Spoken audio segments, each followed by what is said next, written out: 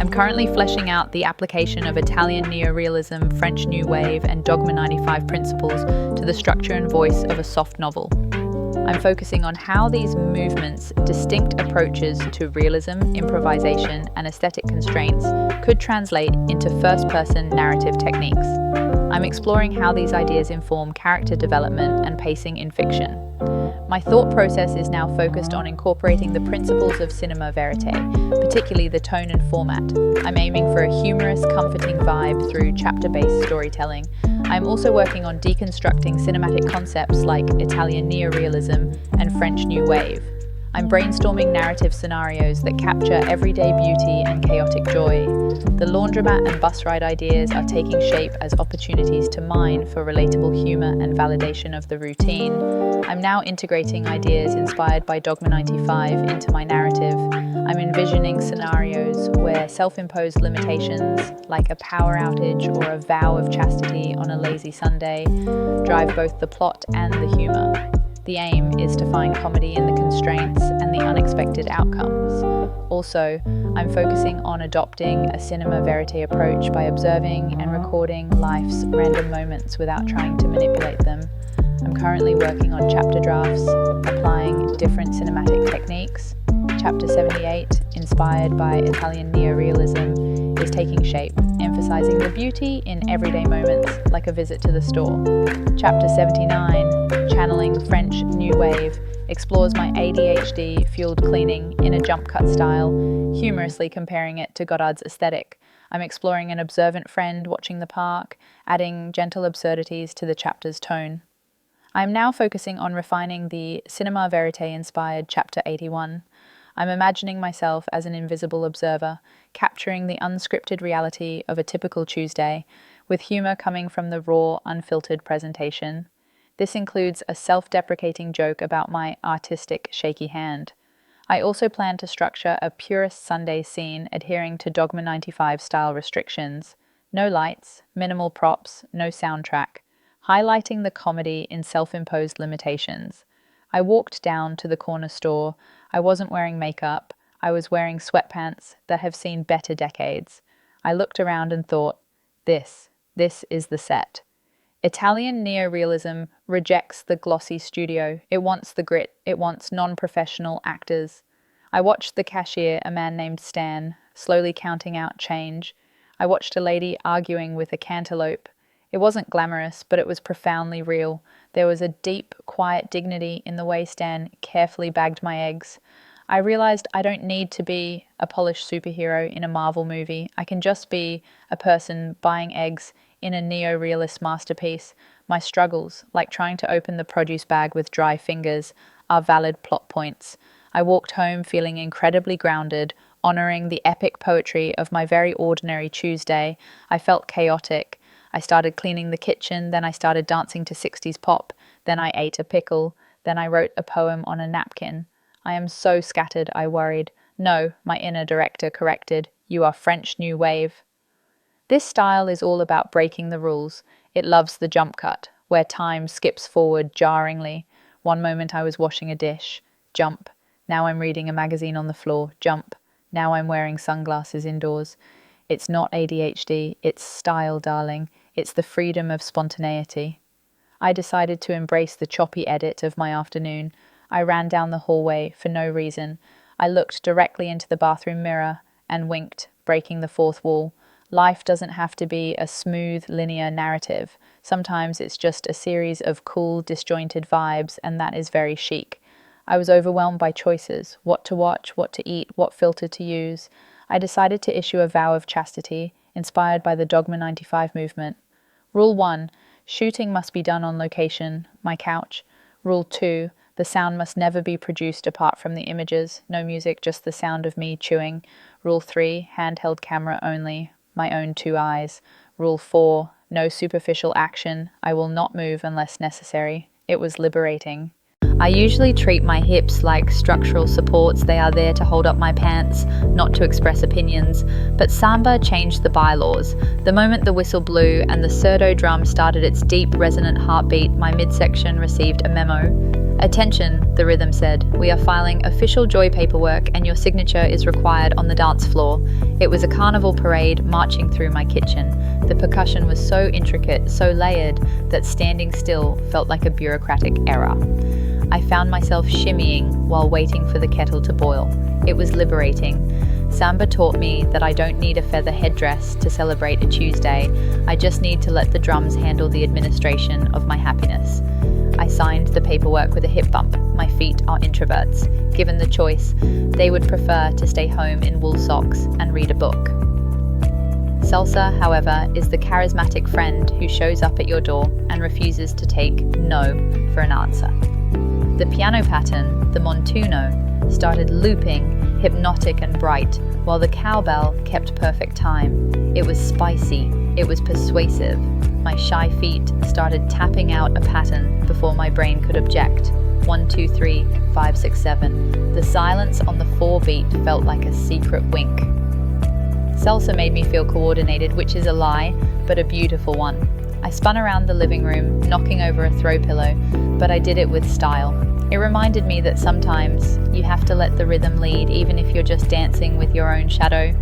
I run my life on panic time. If I'm not 5 minutes early, I'm late. Reggae, however, operates on a different time zone entirely. I put on a record and the bass line dropped, so deep and heavy it rattled the stress right out of my molars. The guitar chopped on the upbeat, lifting everything up, while the drums settled back into a groove that felt miles wide. It was the one-drop rhythm where the emphasis isn't on the 1, but on the 3. It forced me to lean back. "What's the rush, Mon?" the music seemed to ask. The emails aren't going anywhere. Listening to it felt like my brain was finally allowed to exhale. Reggae granted every beat its own hammock, and eventually I climbed into one too. I realized that the world wouldn't end if I took 3 minutes to just sway. Sometimes happiness isn't a warm blanket, sometimes it's a trumpet player jumping up and down on a trampoline. That is ska. I was feeling sluggish, the kind of tired that coffee can't touch. Then I heard the guitar doing those rapid-fire upstrokes, chick, chick, chick, chick, and the brass section came in blasting pure sunshine. It was frantic, goofy, and utterly delightful. Ska doesn't take itself seriously. It wears checkered socks and suspenders. It demands that you skank, which is basically jogging in place while flailing your arms. I tried it. I looked ridiculous. I loved it. The energy was infectious, scrubbing away the cynicism of adulthood. It's hard to be grumpy when the music sounds like a cartoon chase scene where the good guy wins. I was out of breath, sweaty, and grinning like a teenager. I don't own a tractor. My dog hasn't run away. Yet, when the slide guitar started to whine, I felt understood by a cowboy I've never met. Country music is storytelling in denim, durable, comfortable, and unfussy. The singer told a simple story about a truck and a sunset, but the twang in his voice hit a frequency that dissolved my pretenses. It was 3 chords and the truth. It didn't try to hide the cracks in the voice or the cracks in the heart. It highlighted them. It felt like sitting on a porch with an old friend who listens without interrupting. The music reminded me that it's okay to have a simple life and big feelings. I let the steel guitar cry, so I didn't have to, and honestly, that's cheaper than therapy. I was lying on the rug, fully identifying as a tuba, a russet specifically, earthy, stationary, and suitable for baking. I had no intention of moving until at least next Tuesday. But then the techno playlist started. It began with a mechanical heartbeat. Thump, thump, thump. It was an emotional defibrillator. At first, I resisted. "Leave me," I told the subwoofer. "I am mashed." But the beat was relentless. It didn't care about my malaise. It was a robotic personal trainer that only knew one command: go. Slowly, a twitch started in my left foot, then my knee. Before I consented to the activity, I was standing up. The music wasn't asking for complex emotions, it just needed kinetic energy. "You are alive," the synthesizer beeped at me. "Your heart is beating. Now dance, sad potato." And I did. I was a slightly uncoordinated potato, flailing my arms in the living room, but for the duration of the track, I was definitely not mashed. My body often confuses excitement with imminent doom. A rising heart rate usually means I forgot an appointment, but a crescendo retrained my nervous system. I listened as the orchestra started at a whisper. Then the woodwinds joined in. Then the brass began to swell. My pulse quickened. "Is this panic?" my brain asked, reaching for the paper bag. "No," my ears replied. "This is hype." It was the feeling of a roller coaster clicking slowly up the lift hill. Click, click, click. The volume grew until the sound was physically pushing against my chest. Instead of shrinking away, I leaned into it. I let the wave catch me. When the cymbals finally crashed at the peak, I didn't hyperventilate. I threw my hands up in the air. Metaphorically, though, I did knock over a pencil cup. It was a safe explosion. It taught me that intensity doesn't always have to be scary. Sometimes getting louder just means you're getting ready for the fun part. The world felt cold and made of sharp angles, glass screens, metal railings, concrete deadlines. I needed something made of wool.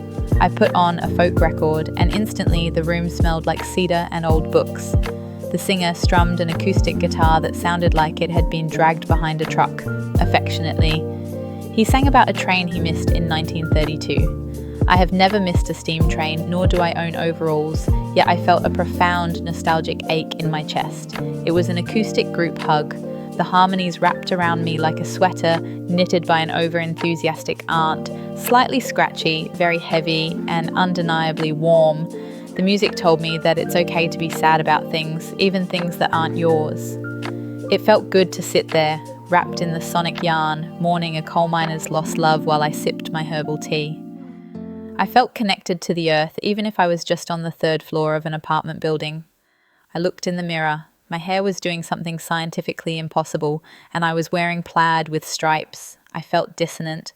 The world wants us to be a perfect major scale, predictable, pleasant, and easy to hum. But today, I was atonal. I put on a piece of modern classical music where the notes refused to settle into a key. They bumped into each other. They screeched. They leaped without looking. "This sounds like a cat walking on a piano," my inner critic whispered. "Exactly," I replied, "and that cat is an artist." Listening to the chaos was strangely validating. The music didn't try to resolve its tension, it just let the weirdness exist. It validated my own internal clutter. "So you're a mess today?" the dissonant chord said. "So are we? Want some kombucha?" It was a rebel phase for my ears. It reminded me that I don't always have to make sense to be interesting. I can be jagged, I can be unresolved, and I can definitely wear plaid with stripes if it makes my soul vibrate at the right, weird frequency. I'm currently focused on the challenge of transforming musical concepts into compelling soft novel narratives. I've begun to break down each concept from the previous list, considering how their abstract qualities could translate into tangible storytelling elements. The goal is to craft narratives that capture the essence of the music while remaining engaging and accessible. I'm now diving into the nuances of emotional well-being and how to infuse humor into these narratives. Item 57, the cantata, feels like a concise musical pep talk. The Mass, item 58, offers a structured meditation, a way to recenter through music. I want to convey these concepts through specific analogies and gentle, cozy humor. I've been immersed in the musical structure of these pieces. The Kyrie is now a search for that lost sock, a plea for mercy amidst the morning chaos. The Gloria is a caffeine rush of inspiration. The Sanctus offers a humbling moment of perspective. I'm also finding that the motet captures my racing thoughts, my browser with 50 open tabs. It's a harmonious loop that's stopping time. I'm now fully immersed in the humorous potential of these pieces. The Falala piece makes me think of a group chat, everyone talking at once. The word painting is delightful, especially singing about stubbing a toe and singing down. The leader feels like a tiny postcard of emotion, a rainy afternoon and main character energy. I'm focusing on the intensity and the intimacy. I'm now making final adjustments to these soft novel narratives, specifically focusing on weaving in gentle humor and validating the underlying emotions of the source material. I'm double-checking for self-deprecating observations that feel authentic and relatable, keeping the tone light and uplifting. The goal is to create narratives that are both amusing and emotionally resonant. I woke up feeling spiritually dusty, not crisis dusty, just the kind of dusty where you stare at the ceiling fan and wonder if you're doing enough with your life. I didn't have the energy for a full symphony, and I certainly didn't have the energy to go find a guru on a mountaintop. So I put on a Bach cantata. It was exactly the efficiency I needed. A cantata is like a TED talk set to music, but with way more oboe. It didn't waste time. It started with a chorus that basically shouted, "Wake up, the sun is shining." It was a 20-minute spiritual cycle, agitation, reflection, and resolution, packaged perfectly for my short attention span. It reminded me that I don't need a grand revelation to have a good day. Sometimes I just need a little Baroque tune to dust off the cobwebs and remind me that the coffee is brewing. I am not a particularly religious person. My Sunday rituals usually involve pancakes rather than pews, but listening to a mass hits a reset button in my chest. The world feels so fragmented, with everyone shouting their own opinions into the void. But when the Kyrie started, the choir breathed as one organism. I don't speak Latin, but I speak overwhelmed, and I think that's a close translation. The music was a structure of pure pleading and praise. It gave me permission to feel small. During the Gloria, the energy shifted to pure radiance, and I found myself sitting up straighter. By the Agnus Dei, the tempo had slowed to a heartbeat. It was a reminder that, historically speaking, millions of people have felt exactly this way, needing peace, needing mercy, needing a break. I wasn't alone. I was just part of the human choir, trying to hit the right notes and hoping for a peaceful resolve. My brain is usually a browser with 40 tabs open, and 3 of them are playing videos I can't locate. The motet is the close all tabs function. I listen to the voices weave over and under each other, sopranos floating, basses grounding, altos bridging the gap. There were no instruments to hide behind, just the raw texture of human breath. It was hypnotic. Because the motet didn't have a heavy, stomping beat, I lost track of time. The music just floated, suspending gravity. It felt like counting prayer beads, each note a small, polished stone of calm. I woke up feeling spiritually dusty. Not crisis dusty, just the kind of dusty where you stare at the ceiling fan and wonder if you're doing enough with your life. I didn't have the energy for a full symphony, and I certainly didn't have the energy to go find a guru on a mountaintop. So, I put on a Bach cantata. It was exactly the efficiency I needed. A cantata is like a TED talk set to music, but with way more oboe. It didn't waste time. It started with a chorus that basically shouted, "Wake up, the sun is shining," followed by a soloist who acknowledged, "Okay, life is hard sometimes," and ended with a chorale that felt like a warm hand on my shoulder. It was a 20-minute spiritual cycle, agitation, reflection, and resolution, packaged perfectly for my short attention span. It reminded me that I don't need a grand revelation to have a good day. Sometimes I just need a little Baroque tune to dust off the cobwebs and remind me that the coffee is brewing. I am not a particularly religious person. My Sunday rituals usually involve pancakes rather than pews, but listening to a mass hits a reset button in my chest. The world feels so fragmented, with everyone shouting their own opinions into the void. But when the Kyrie started, the choir breathed as one organism. "Lord have mercy," they sang. I don't speak Latin, but I speak overwhelmed, and I think that's a close translation. The music was a structure of pure pleading and praise. It gave me permission to feel small. During the Gloria, the energy shifted to pure radiance, and I found myself sitting up straighter. By the Agnus Dei, the tempo had slowed to a heartbeat. It was a reminder that, historically speaking, millions of people have felt exactly this way, needing peace, needing mercy, needing a break. I wasn't alone. I was just part of the human choir, trying to hit the right notes and hoping for a peaceful resolve. My brain is usually a browser with 40 tabs open, and 3 of them are playing videos I can't locate. The motet is the close all tabs function. I listened to the voices weave over and under each other, sopranos floating, basses grounding, altos bridging the gap. There were no instruments to hide behind, just the raw texture of human breath. It was hypnotic. Because the motet didn't have a heavy, stomping beat, I lost track of time. The music just floated, suspending gravity. It felt like counting prayer beads, each note a small, polished stone of calm. I visualized my worries getting tangled up in the polyphony and then dissolving. It taught me that it's okay to be complex. You can have 4 or 5 different thoughts going on at once, as long as they are listening to each other. I closed my eyes, let the voices wash over me, and for the first time all day, the browser in my head went blank. Modern group chats are stressful. Everyone is typing, nobody is reading, and someone keeps sending gifs that make no sense. The madrigal is the group chat redeemed. I listened to 5 voices singing about a shepherd named Phyllis who was having a really hard time with her sheep. It was delightful. The best part was the word painting. When they sang the word running, the notes actually ran up and down the scale. When they sang dying of love, the harmony got all crunchy and dramatic. It was so literal and so charming. It reminded me that communication is supposed to be fun.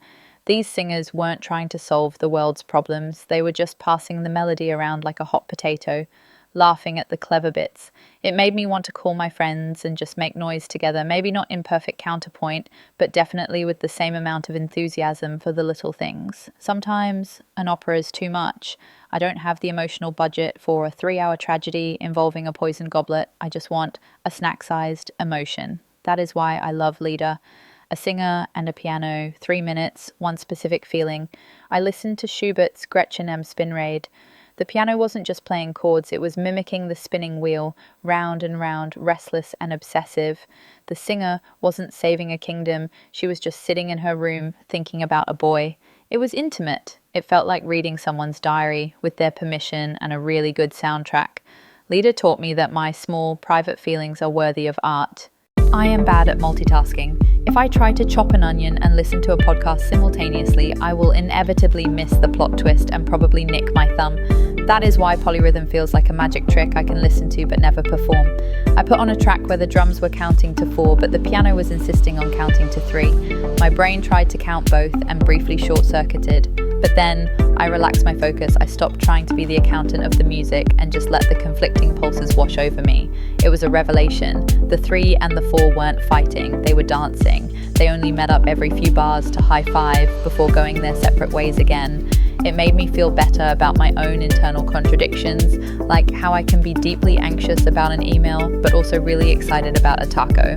Polyrhythm taught me that I don't have to choose one feeling. I can hold 2 different beats in my chest at the same time, and if I just keep moving, they'll eventually sync up. Family dinners in my house are less conversation and more competitive talking. Everyone speaks at once, volume increases, and nobody hears the punchline. Counterpoint is the therapy session my family needs. I listen to a Bach fugue, marveling at how one melody started a sentence. And instead of shouting over it, the second melody waited its turn, entered politely, and offered a different perspective. They wove around each other like 2 birds building a nest. One went high, the other went low. They were independent, yet inseparable. It was the most respectful disagreement I'd ever heard. The lower voice didn't say, "You're wrong," it just said, "That's interesting, but have you considered the bass clef?" It gave me hope for my own communication skills. If these notes could maintain their individuality while creating a perfect union, maybe I could learn to listen without planning my response while the other person is still talking. Probably not by Thanksgiving, but it's a goal. I usually like to hide behind noise. I keep the TV on for company. I hum when it's too quiet. Silence feels heavy. Monophony, however, is a single, naked line of music. No chords to hide behind, no drum beat to distract you. Just one voice singing one truth. Listening to a Gregorian chant felt vulnerable, like walking into a party realizing you're the only one wearing a costume. But as the single melody unspooled, my anxiety settled. There was a strength in its solitude. It wasn't lonely, it was self-sufficient. It didn't need a harmonic blanket to feel warm. It reminded me of those rare moments when I'm home alone, eating cereal for dinner, and I realize I'm actually good company. Monophony taught me that I don't always need a backup band. Sometimes my own little voice, however shaky, is enough to fill the room. If monophony is standing alone on a stage, homophony is lying in a hammock, while 3 strong friends hold you up. This is the music we hear most often, a singer with a guitar, a violin with an orchestra. There is a clear leader, the melody, and a clear support system, the chords. I identified strongly with the melody. I wanted to shine, but I also wanted a safety net. Listening to a rich homophonic hymn was like falling backward into a pile of pillows. The chords underneath moved in lockstep with the tune, anticipating its needs. "Oh, you want to go to a G chord?" the harmony said. "We're already there, buddy, we got you." It was the sonic equivalent of a group hug where you're in the middle. It reminded me that it's okay to need support. You can sing your heart out, but it sounds a whole lot sweeter when you know there's a solid C major chord underneath to catch you if you trip. My experience with roommates usually involves passive aggressive notes about whose turn it is to buy dish soap. Polyphony, however, is the ideal living situation. I listened to a Renaissance motet where 5 different voices were singing 5 different melodies at the same time.